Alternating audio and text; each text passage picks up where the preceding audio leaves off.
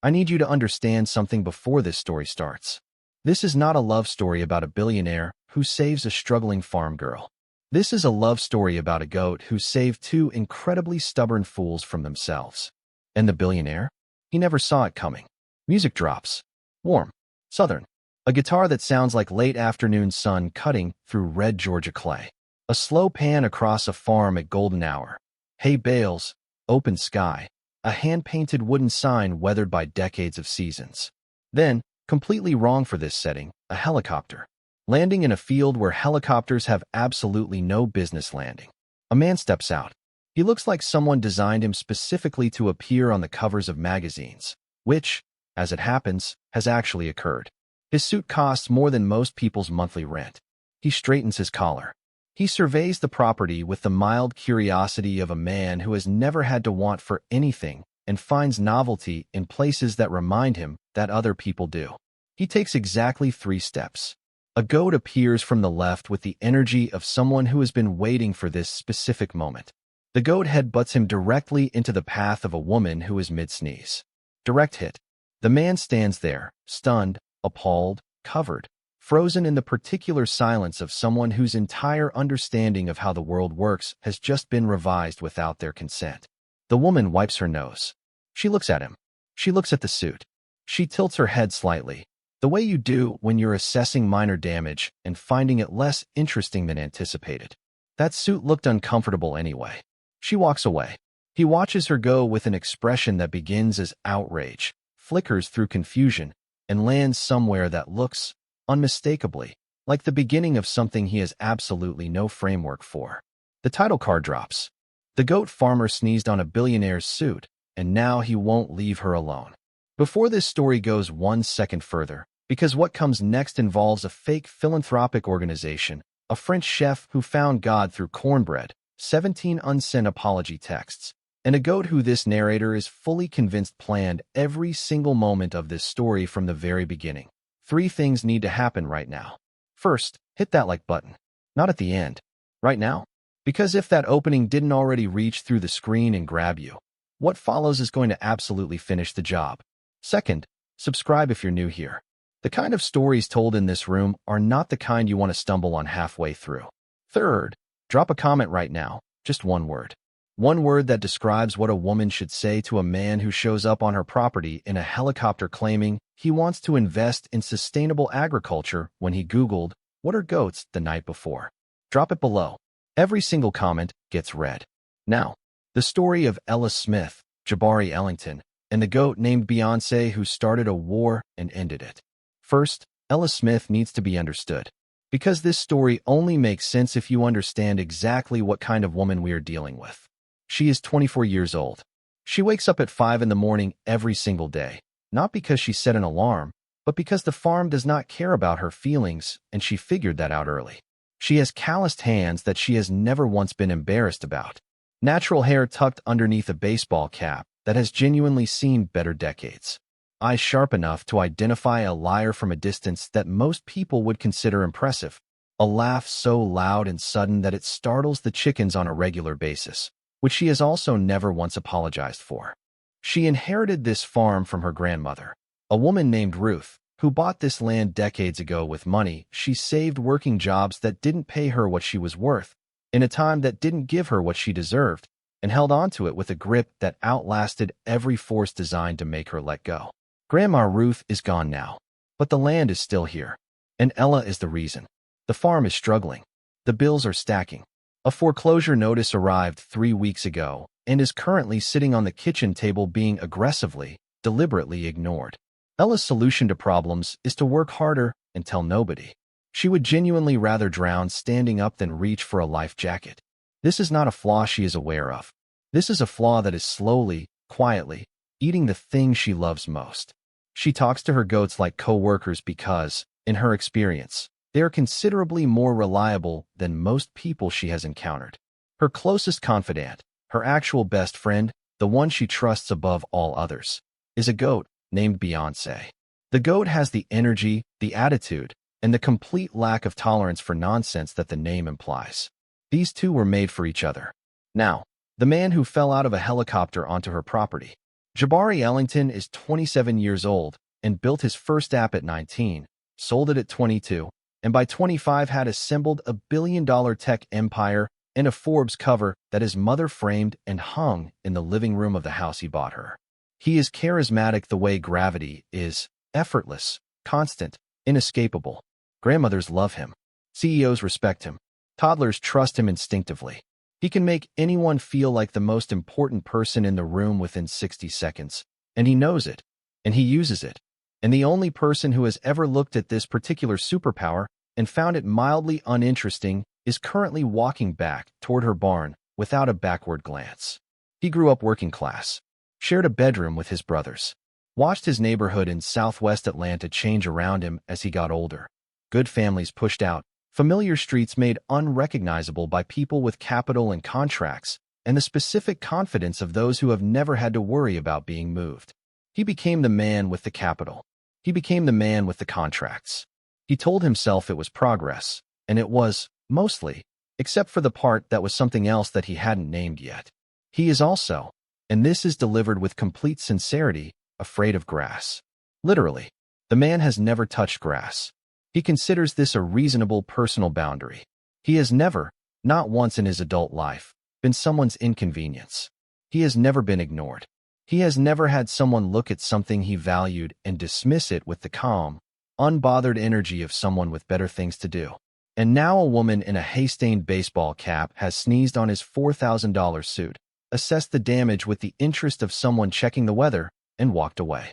His publicist booked the farm-to-table investment tour without informing him. His helicopter made an emergency landing. He stepped out looking like a cologne advertisement. A goat happened, and the world rearranged itself.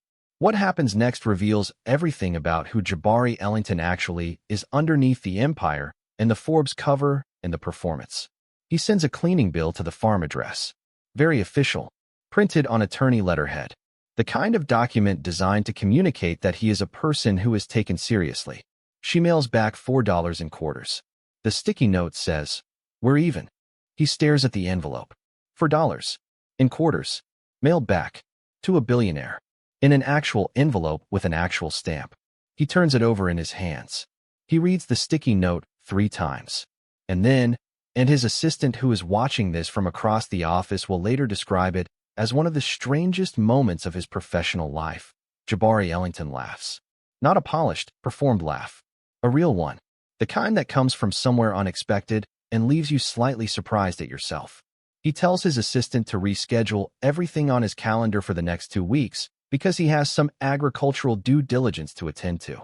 His assistant, who has worked for Jabari for 4 years and knows exactly what due diligence looks like and what this is not, types "sure" into the calendar notes and says absolutely nothing. Because his assistant is wise in ways that are frequently underappreciated. And that is how a farm in the middle of nowhere becomes the most important place in Jabari Ellington's life. He just doesn't know it yet. He shows up the next morning with a pressed shirt and a cover story. He wants to discuss, and he delivers this with a completely straight face. Investing in sustainable agriculture. He has 17 browser tabs open from the night before. He has a notepad. He has terms like regenerative livestock management written down that he is prepared to use in sentences. Ella looks at him for a long moment. She has been running this farm since she was 19 years old. She has negotiated with suppliers who try to underpay her, fixed machinery that had no business still operating, managed finances that would reduce most business school graduates to quiet despair. She can identify, within approximately 4 seconds, when someone has Googled something the night before. She lets him talk anyway. Not because she believes a single word of it. Because watching him try is the most genuinely entertained she has been in recent memory. He tries to impress her with his car, a vehicle that costs more than most people's annual salary. Beyoncé eats the side mirror while he is mid-sentence about quarterly returns. He does not break eye contact. He continues talking about quarterly returns. He pretends the mirror is not happening. Ella pretends she does not notice him pretending. They are, the narrator observes quietly, both extraordinary actors. Neither of them is fooling the other for even a second. And this, right here, is essentially their entire relationship in miniature. 2 incredibly perceptive people performing obliviousness at each other while paying the closest possible attention to every single thing the other person does. But beneath the comedy of a billionaire being wrong about goats in real time, something else is happening. Jabari Ellington has every resource available to him. He could be anywhere on the planet right now. He is choosing to stand in a field and be corrected by a woman who has not once indicated she is impressed by him. And Ella Smith, who trusts approximately nobody, is letting him stay. Neither of them will name what that means. But the audience can see it already. It is there in the way she answers his terrible questions with more detail than strictly necessary. It is there in the way he listens. Actually listens, not the performed listening of a man waiting to speak, but the real kind, to everything she says. The clock has started. Neither of them knows it yet. Over the following weeks, Jabari Ellington attempts to express something he cannot yet name by doing the only thing he has ever known how to do. He throws resources at the situation. This goes badly every single time. And each disaster reveals, to anyone paying attention, exactly where these two people are broken. He shows up one morning with a sleek tablet and the energy of someone about to change a life. He has prepared a full business acquisition proposal. There are pie charts. There are projected returns on investment. There is a brand redesign. The farm, in his vision, will be renamed ElliGoat, Premium Artisanal Livestock Experiences. A branding consultant charged $40,000 for that name. He is genuinely proud of this. He turns the tablet toward her with the quiet confidence of a man presenting something irrefutable. Ella stares at the screen for a long, complete silence. ElliGoat, she says. It's a portmanteau, he says. Of Ellington, and I know what a portmanteau is, Jabari. The branding consultant charged $40,000. You paid $40,000, she says, very slowly, as though confirming something she cannot fully believe. For a goat pawn. It tested well in focus groups. Get off my land. She kicks him out. He walks to his car. He stands beside it for 20 minutes because his driver went to find food and he cannot, for reasons that speak volumes about his relationship with the physical world, figure out how to open the farm gate manually. It is not a complicated gate. It has a latch. He is a man who built a billion-dollar technology empire before the age of 25, and he cannot operate a farm gate latch.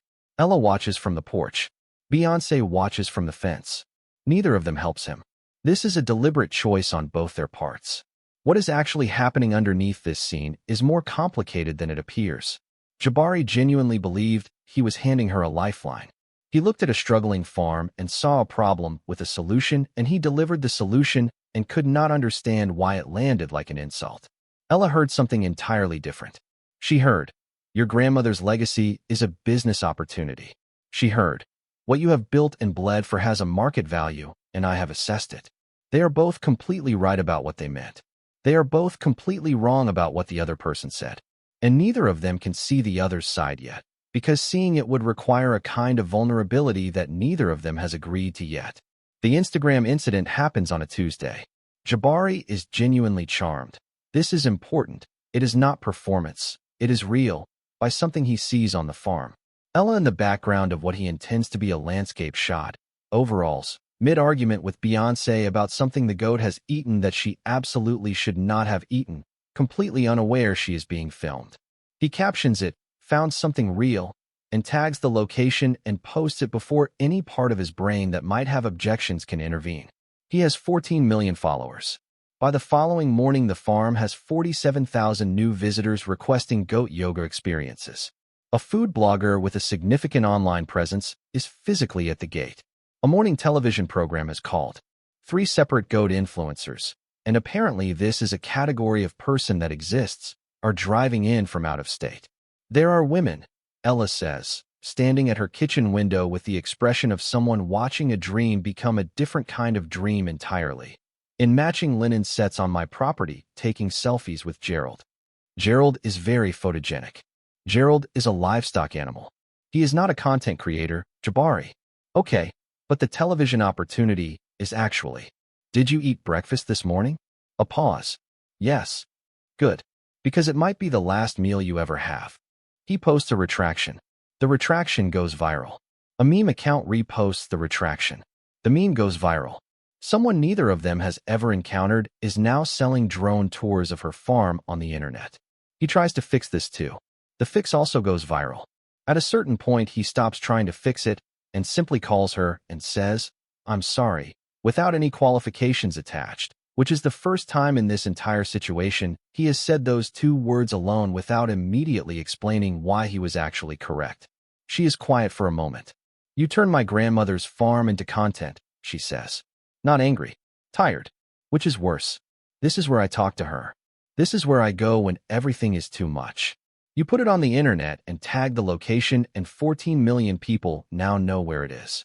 The silence on the phone is the kind that means something has landed. "I didn't think about it that way," he says. "I know you didn't," she says. That's the problem.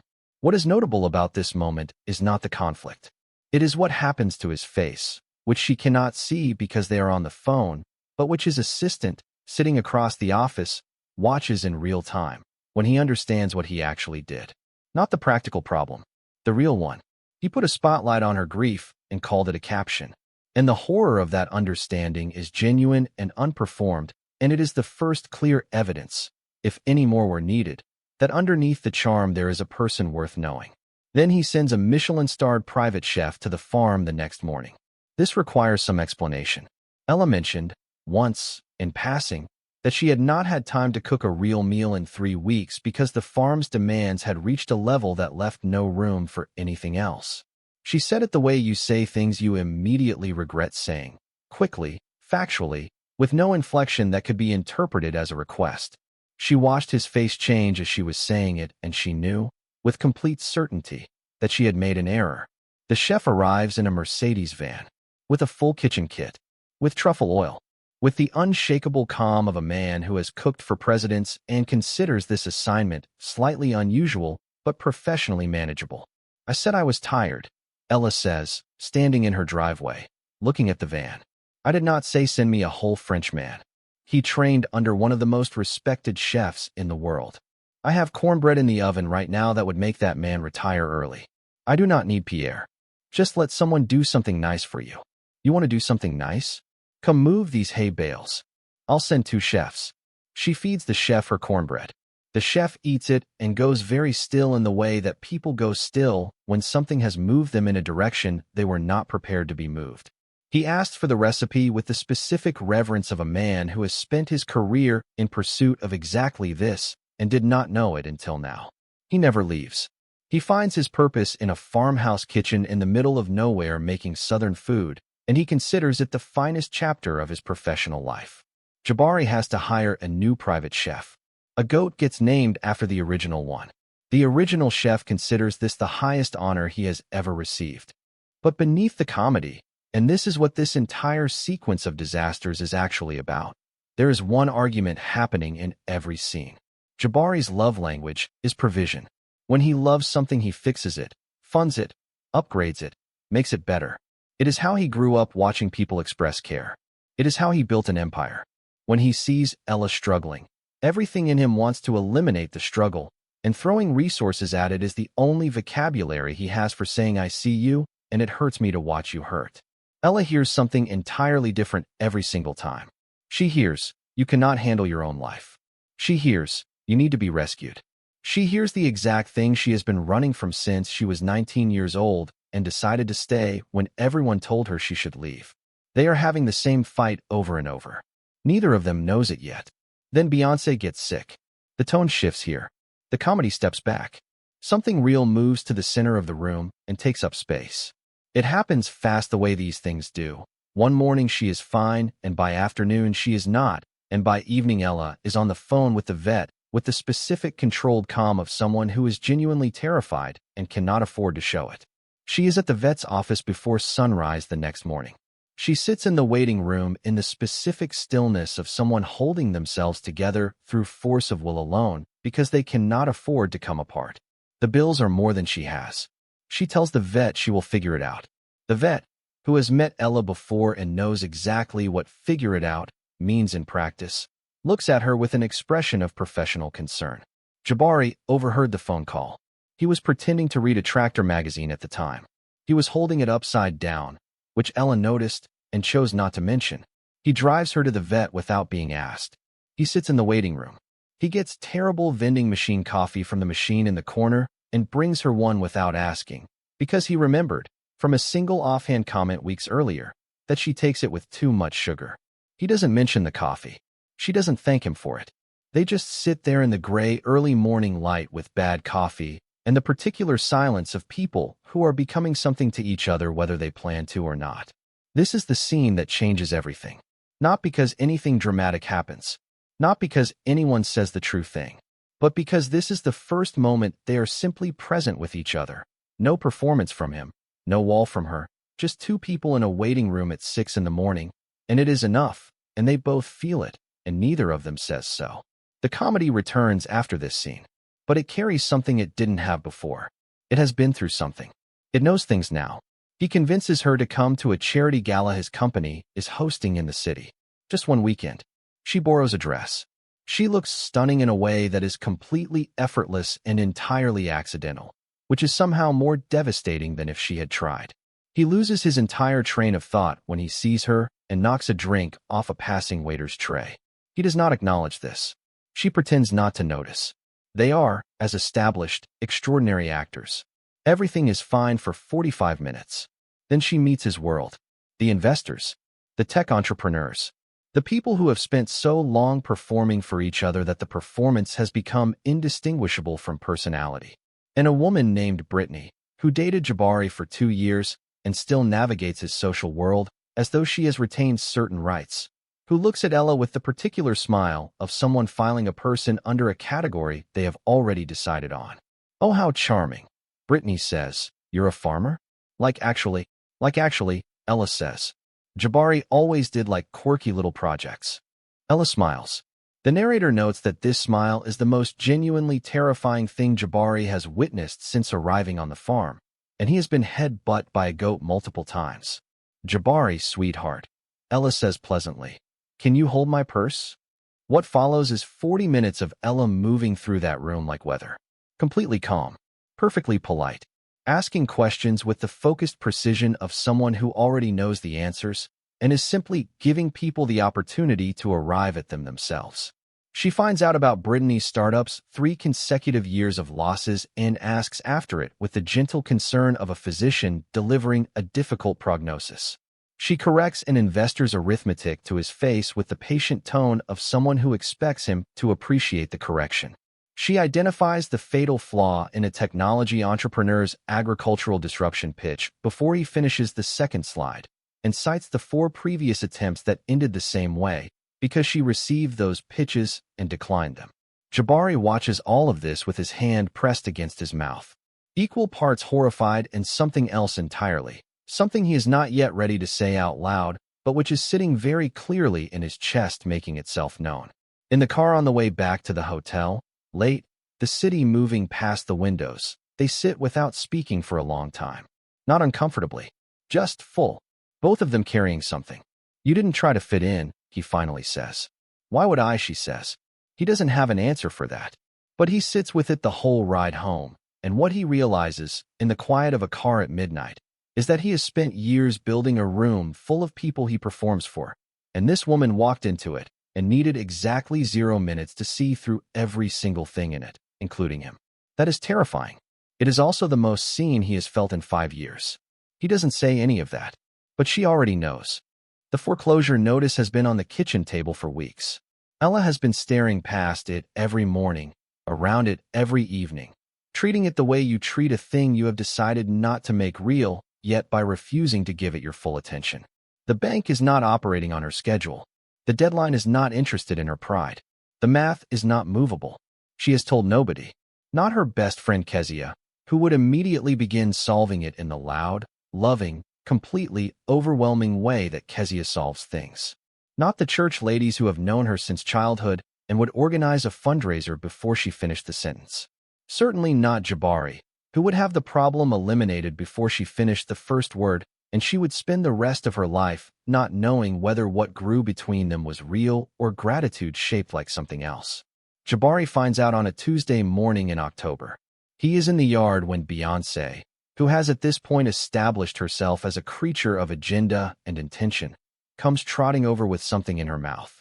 He reaches out instinctively, the way you do when an animal brings you something, and takes it from her. He unfolds it. He reads it. He reads it again.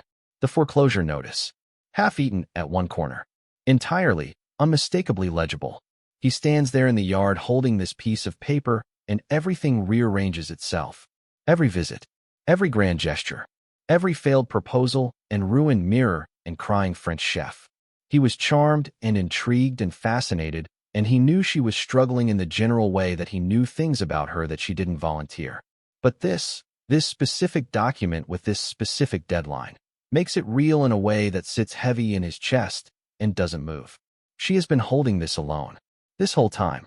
While he was showing up with investment proposals and branded names and Michelin-starred solutions to problems she never named, she was sitting on the actual problem in silence, because asking for help felt like losing something she couldn't afford to lose. He looks at the farmhouse. He looks at the notice. He makes a decision that he will later have to reckon with, but right now feels completely, urgently necessary. He pays the outstanding veterinary bill through a charitable organization his assistant creates from scratch over the course of one very stressful afternoon. The organization is called the Rural Livestock Wellness Initiative. It has an email address. It has a name that sounds exactly plausible enough to be real. His assistant, who is being asked to impersonate a nonprofit for reasons that are transparently romantic, does this with the professionalism of someone who is absolutely adding this to their year-end review conversation. Ella receives the notification. She believes it completely. She is, for the first time in months, quietly, genuinely relieved about something. She calls to thank the organization. She calls again to ask about future funding opportunities. She begins filling out what she believes is an application form. The application lands in an email inbox managed by a single exhausted assistant in an Atlanta office building who is now deeply, irreversibly, in over his head. 6 days after the bill is paid, Ella is on the phone with the contact email. The assistant picks up. The conversation lasts approximately 90 seconds before Ella's voice shifts into a register that the assistant has never personally encountered but immediately recognizes as dangerous. She calls Jabari. There is no Rural Georgia Livestock Wellness Initiative, she says. Not a question. A verdict. Define initiative. Jabari Ellington. Did you create a fake charitable organization? I prefer boutique philanthropic vehicle. You lied to me. Beyoncé is alive, Ella. A pause. Long enough to mean something. That is not the point. It's a little bit the point. It is not even a little bit the sound of Beyoncé head-butting him into the fence is audible through the phone. Ella hears it. She does not say anything about it. But something shifts slightly in her voice when she speaks again. Less like a verdict, more like an argument she is no longer entirely winning. You lied to protect my pride, she says. That's still a lie. You would have said no, he says. You say no to everything. You would rather let the thing you love most fall apart than let anyone stand close enough to help you hold it. And I watched you do that with the vet bill, and I watched you do it with the chef, and I watched you do it every single time I showed up here with something that could actually help, and he stops. I'm not sorry Beyoncé is okay. I will never be sorry about that. The silence that follows is different from the previous silences. Those were filled with comedy and deflection and the performance of unbothered. This one is just true. Two people on either end of a phone who have been circling the real thing for months and have just, accidentally, stumbled into it. You still should have told me, she says. I know, he says, and means it. It is the first fight that ends without a joke. It is the first moment they both know, without the comedy to buffer it, that this is becoming something serious. Then the contract. The foreclosure deadline is real and close, and Jabari, who has spent 2 months getting everything wrong in various expensive and creative ways, sits down and gets this one right. He hires the right people. He structures it properly. Fair terms. Real money. No rebranding. No portmanteau names. No pie charts. He comes to her with it as a partner comes to a partner. This is what I can offer. Here are the terms. You can negotiate anything you want. She reads every word. She asks sharp, specific questions that reveal she has been thinking about this longer than she's admitted. She counteroffers on 2 clauses. He agrees immediately, without a single counter, because he came prepared to respect whatever she decided. It should be a great moment. It almost is. She gets to page 11. The right of first refusal. Standard language in every investment contract she has never had reason to read before. Completely normal. Something any attorney would explain takes 30 seconds to understand. She doesn't have an attorney. She has Google and pride. And Google gave her just enough information to understand what this clause does without the context to understand how it is used in practice. She goes quiet in a way that is different from her other quiets. This one has a weight to it that fills the room. So if I ever sell, she says slowly, you get to buy it first. That's standard in any investment. You'd own this land. That's not what the clause. My grandmother's land. She sets the document down. You would own it. Ella, I'm trying to help you keep it. Do you know, she says, and her voice is very quiet now, the kind of quiet that is more serious than shouting, what it means for a black family to lose land. Do you know what it cost her to hold on to it? What she went through? And you want me to sign something that puts it in your name? The room goes still. Jabari looks at the document in her hands. He grew up in a neighborhood that was slowly, systematically disassembled by people with capital and contracts and exactly this kind of clause. He watched families leave streets they had lived on for generations because someone with money decided the land was worth more than the people on it. He became the man with the capital. He wrote the contract. And standing in this farmhouse kitchen, he understands, not intellectually, but in his body, the way you understand things that hit you where you actually live, that he walked into this woman's home with the exact instrument that took from the people he came from, and he didn't even think about it. That failure of thinking. That blind spot that grew somewhere between the Forbes cover and the helicopter and the performance of being someone who has left all of that behind. That is what she is looking at, not the clause, the distance it represents. He cannot fix this with money. He cannot restructure it or rebrand it or send someone else to manage it. He just has to sit here with it. I know what it means, he says. Then why? Because I stopped thinking about it, he says. Somewhere along the way I stopped thinking about it. And that's... He stops. There's nothing I can say about that. There's no good version of that. She looks at him for a long time. Then she picks up the contract and sets it on the counter and walks out of the kitchen, and he hears the screen door, and then nothing. He sits at her kitchen table for a long time. Beyoncé comes in through the back. The latch on the back door has never properly worked and sits down next to him. Not headbutting, just sitting. He looks at the goat. The goat looks at him with an expression that could be interpreted as patient. He is not sure if this is comfort or surveillance. Possibly both. He leaves the contract on the counter. He drives home. They do not speak for 22 days. Ella knows because she stopped counting at 8 and started again at 9. Beyoncé walks to the edge of the property every single morning and stands there looking down the road. Ella tells her she is being embarrassing. Beyoncé turns around and stares at Ella instead, which Ella chooses to interpret as coincidence. In the city, Jabari redecorates his entire penthouse. Twice. His assistant tracks this without comment. He Googles things at 2 in the morning that have nothing to do with technology. The history of black land ownership, the agricultural significance of inherited farmland, what it takes to hold something for generations when every force around you is pushing toward letting go. He drafts 17 apology texts. They all begin with the word look. His assistant, who has been watching this entire situation develop with the patient exhaustion of someone who saw it coming 6 weeks before it arrived, tells him that statistically look is the worst possible way to begin an apology. Jabari fires him. The assistant does not leave because the paycheck has not cleared yet. By the next morning, Jabari has unfired him and drafted text number 18. It also begins with look. He deletes it. Beyoncé stands at the edge of the property. Ella feeds the goats and doesn't look down the road. The clock runs. The annual county festival is the kind of event that the whole community treats with the seriousness of a national occasion. Fried food, live music, competitions for livestock that the locals approach with the focused intensity of Olympic athletes. The Best in Show Goat competition has been running for decades. It is not taken lightly. Beyoncé has won it 4 consecutive years. Beyoncé is aware of this.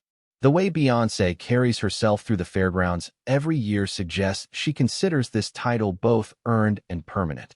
Ella shows up in her good overalls. Her best friend Kezia notices this within approximately 4 seconds. Those are your good overalls, Kezia says. It's a public event. You wore the hay-stained ones to your cousin's wedding. Beyoncé is competing. I'm representing her. Says Kezia, in the specific tone that means she has filed this information in a location she will return to repeatedly. Jabari shows up 40 minutes later.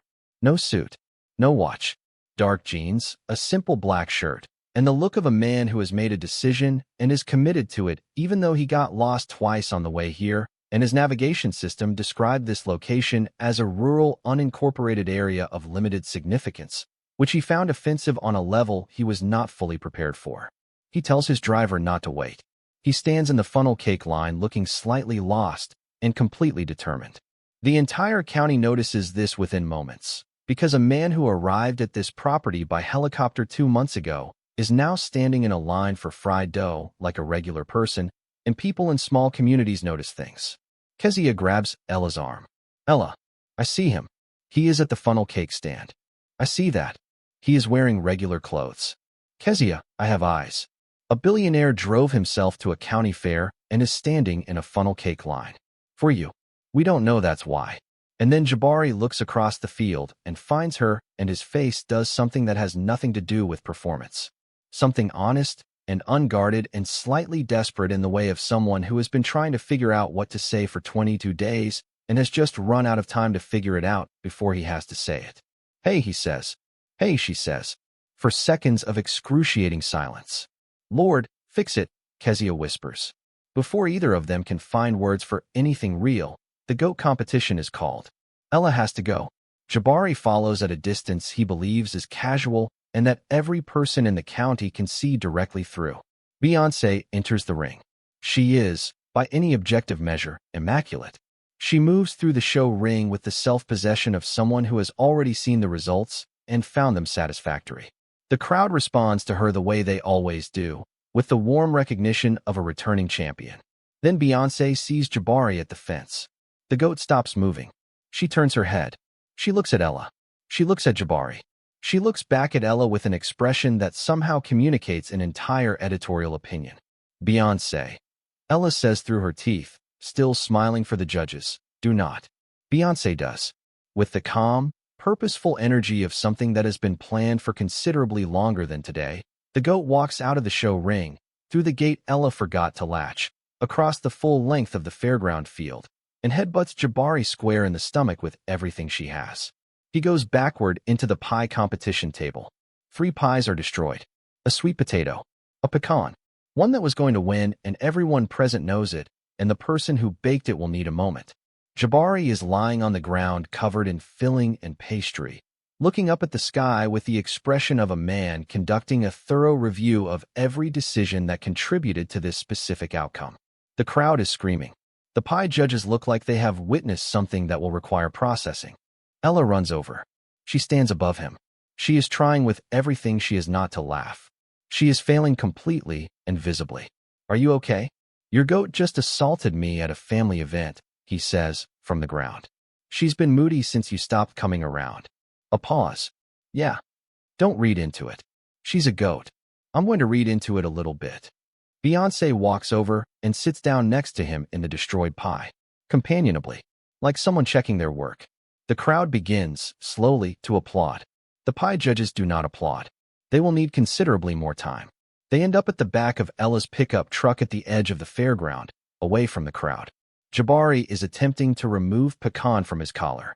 Beyoncé supervises from the truck bed with the focused energy of a professional mediator who has been waiting for this meeting to be scheduled for 3 weeks. A real quiet settles between them, the kind that means both people are finally ready. I've been practicing an apology for 3 weeks, he says. How did it go? Terrible. I kept starting with look. Apparently that's the worst possible way to begin. She laughs quietly. Classic. The contract, he says. I didn't think about what it meant. I thought about the terms and the money and fixing the problem, and I didn't stop to think about what you were actually protecting. I should have. I grew up watching people lose things that mattered because someone with more money decided they were being helpful. I know what a clause like that does to people who have been on the wrong end of it. I stopped knowing what I knew somewhere between the Forbes cover and the helicopter. And that is on me. Not the investment. Not the terms. The not thinking. That's mine. She is quiet for a moment, looking out at the field. I let the farm get to the edge without telling you the truth, she says. I was scared that if you knew how bad it was, you'd look at me like a project, like something to be fixed. And when you tried to help, I punished you for it before you even did anything wrong. The clause was real, but I was already looking for a reason to push you out before you could decide to leave on your own. I was never going to leave, he says. Very carefully. Like something he means completely. I know that now, she says. I got lost twice coming here, he says. My navigation called this place a rural, unincorporated area of limited significance. I will genuinely fight a navigation system. I also. He reaches into his jacket pocket and produces a funnel cake that has been through experiences. It is crushed. It is covered in powdered sugar that has migrated to places powdered sugar was not intended to be. He holds it out with the energy of someone who knows this is not a grand gesture and is offering it anyway. I bought this in the line before I found you. I have been carrying it through the entire pie incident. She looks at the funnel cake. She looks at him. This man, who has a helicopter and a Forbes cover and a billion-dollar empire and a Michelin-starred chef's number in his phone, drove himself to a county fair, stood in a line, got knocked into 3 separate pies by a goat, and has been carrying a destroyed pastry in his jacket pocket through all of it like it was worth protecting. You are the strangest person I have ever met, she says. You sneezed on a $4,000 suit and mailed back $4 in quarters. We were even. Ella. Jabari. I'm trying very hard not to say something that makes you kick me off this truck. Then just say the actual thing. He looks at her. Not the performed version. Not the Forbes version. Just him, the 27-year-old from Southwest Atlanta who built something enormous and discovered, standing in a field covered in pie, that enormous things are not the same as real ones. I don't want to invest in your farm, he says. I don't want to fix it or brand it or acquire it or put my name anywhere near it. I just want to be around you. Even when you're yelling at me. Especially when you're yelling at me. I feel more like myself in this county than I have in 5 years in that penthouse, and it has nothing to do with the goats. One goat specifically has made my life extremely difficult, and I want that on the record. But it's you. It's just you. She looks at him for a long time. Beyoncé looks at Ella. The whole county is probably looking at both of them from the fairground. You still smell like sweet potato pie, she says. I'm aware.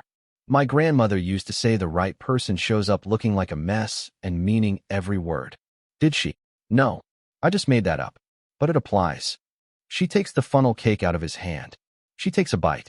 She offers it back to him.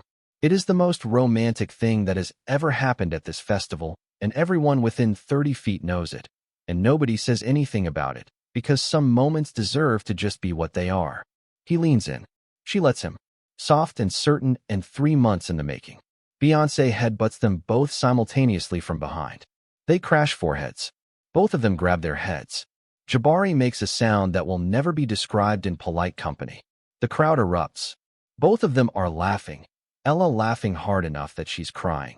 Jabari laughing in the specific way of someone who has completely stopped trying to manage outcomes and has never felt better about it. He takes her hand. She lets him keep it. Can we try that again? Without the animal intervention? Beyoncé move. Beyoncé sits between them like a chaperone who has earned this seat and intends to occupy it. She begins working on his sleeve. He looks at the goat. He looks at Ella. I will buy this goat a solid gold collar. She'll eat it, Ella says. Worth it, he says. 6 months later. The farm doesn't get sold. Ella accepts a partnership. Not a rescue. Not a charity. Not an investment dressed up in kind language.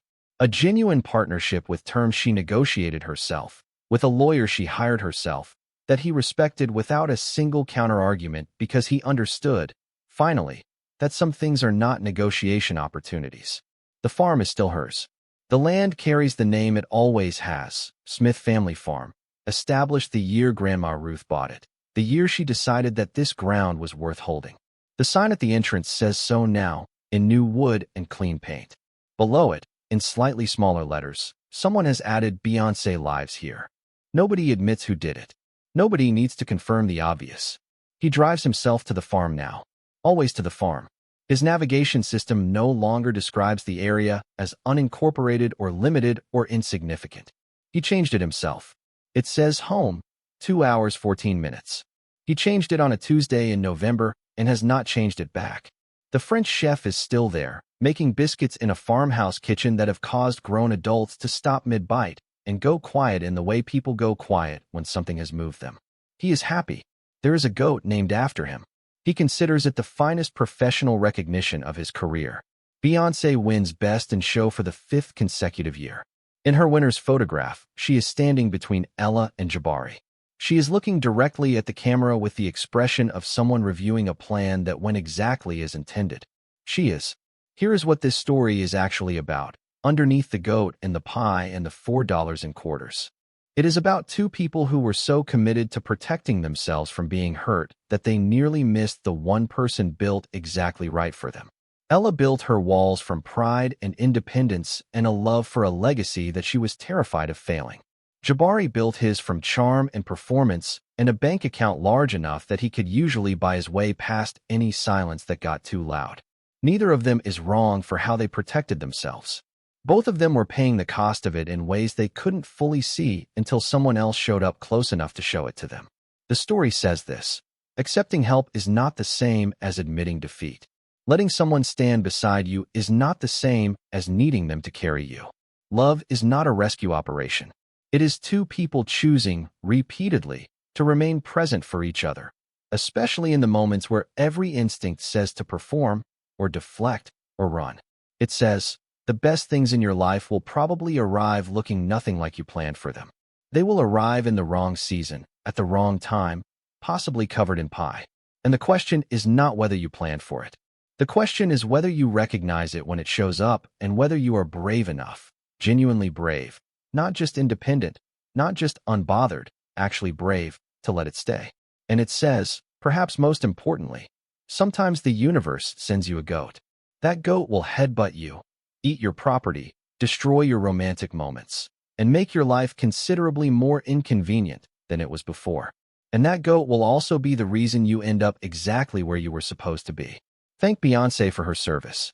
And thank you, genuinely, specifically, with the full awareness that there are 10,000 other places you could have spent this time, for spending it here, for staying until the pie settled and the hand was taken and the navigation set home. If this story reached you, share it with someone who is holding something heavy and calling it independence. And come back next week. Some things deserve to be told properly. This was one of them.